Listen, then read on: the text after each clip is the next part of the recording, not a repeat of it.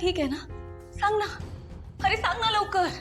जानू, आज कोर्टाच्या हिअरिंग मध्ये तुझे बाबा या खुनाच्या प्रकरणातून बोल. निर्दोष सुटले. खरंच? म्हणजे बाबांना घरी सोडलं? विश्वा, बाबा आता पुन्हा जेलमध्ये नाही ना जाणार? नाही, तेव्हा थँक्यू, खरंच थँक्यू. पण जानू, त्यांच्यासाठी हा विषय कायमचा संपलेला नाहीये. म्हणजे कसं आहे, या केसशी त्यांचं नाव जोडलं गेलेलं आहे ना, त्यामुळे कधीही पोलिसांनी जर चौकशीसाठी बोलवलं तर मात्र त्यांना जावं लागेल. अरे एवढंच ना, ठीक आहे. आणि माझी खात्री आहे, माझे बाबा त्या खऱ्या गुन्हेगाराला पकडून देण्यासाठी नक्की मदत करतील. माझ्यासाठी महत्वाचं आता हेच आहे विश्वा, माझ्या बाबांच्या नावावर खुनी हा शिक्का जो लागला होता ना, तो कायमचा पुसला गेला. तुझ्या मनावरचं ओझं उतरलं ना? अर्थातच. अरे आणि विश्वा, थँक्यू. तुझ्या सांगण्यावरून तू आज कोर्टात गेलास त्यासाठी.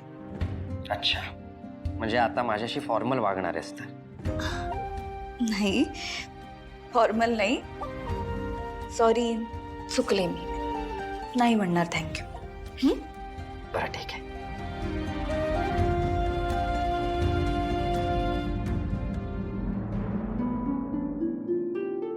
आता तरी जानूला त्रास व्हायला नको म्हणून मी खोटं बोललोय. पण किती दिवस असं लपवता येणार आहे?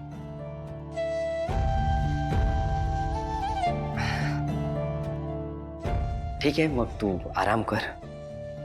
काही लागलं तर सांग, मी आहे घरी.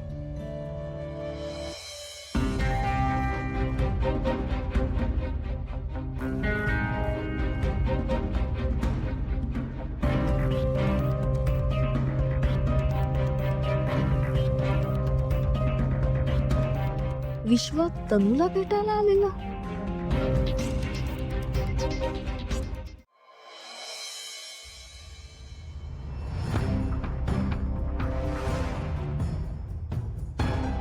अजून कशा आल्या नाही ताई?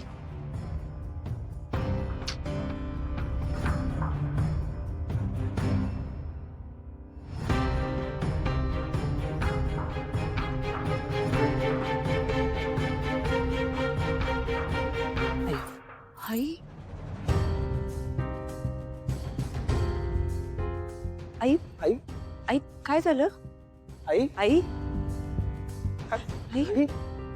आई काय झालं? आई आई काय काय आई हो, असं आल्या आल्या कामाला काय लागलात तुम्ही? आई हो, काय झालंय? पाणी देऊ का? चहा देऊ का तुम्हाला? नाही नकोय, काही नकोय मला. आणि इकडे काय झालंय? आई का करतेस? पण हे काय झालंय काय? आई, वकील काही म्हणाले का? हा,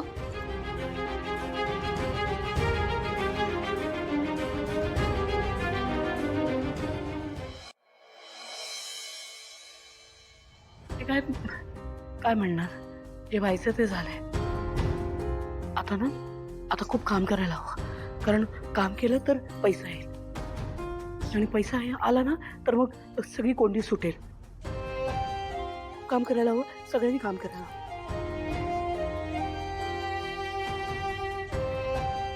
नाही, ऐका सगळ्यांनी, काय आहे ना, आपण मी ना सगळ्यांना काय सांगितलंय की आपल्याकडचं काम हे सगळ्यात चोख काम असणार आहे. म्हणजे निगुतीने करू, नेटाने करू, स्वच्छता पाळू, आणि दिलेला शब्द पाळू, खूप मेहनत करू. आणि मी सांगते सगळ्यांनी कामात खूप लक्ष द्यायला हवंय.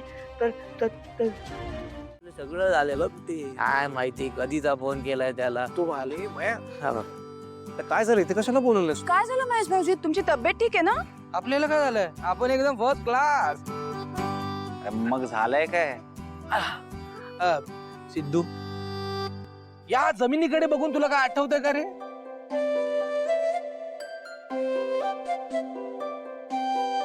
नाही.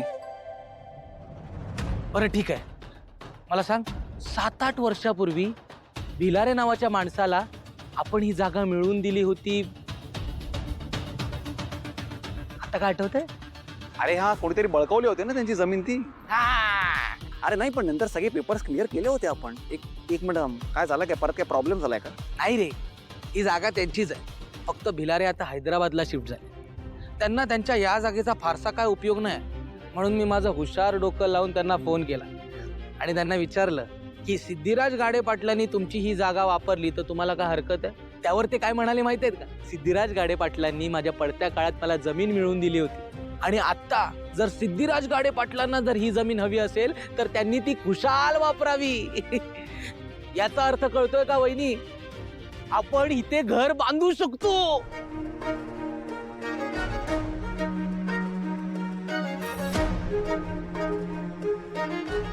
तू पण ना माया, अरे विषय सोडलाच नाहीस तू. कसं सोडू?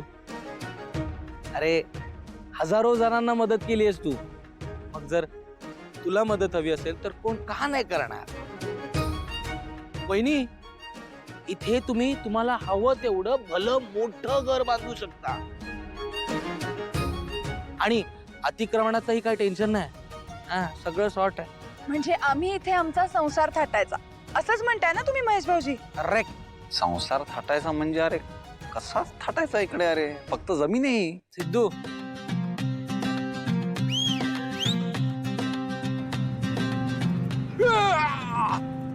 हात तुझा घे हाती ठीक आहे, तुमचं घर. चला मग